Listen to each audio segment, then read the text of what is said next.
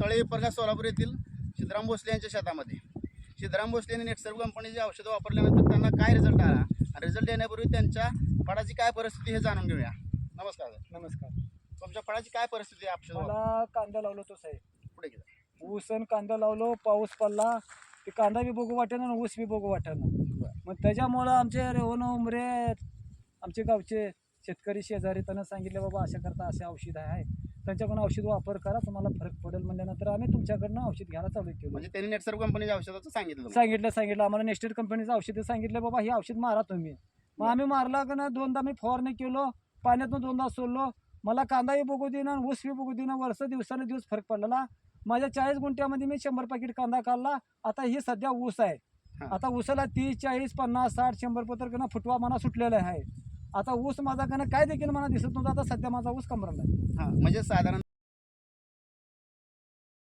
आहे माझ्या सध्या ऊसाला. मग बोलणे भारत आपण 40-50 पर्यंत जातो. नाही 20 ते 25 फूट 25 फूट आहे. काळुकी कशी आहे ऊसाची? ऊस एक नंबर काळुकीवर आहे. आता आणि माझा समान आहे पूर्ण ऊस. समान ऊस आहे माझा, फुटवा चांगला फुटला फुटवा चांगला फुटलाय. तुम्ही समाधानी आहेत? मला एकदम समाधान आहे. मग मी शब्द शेजारला सुद्धा मी सांगतो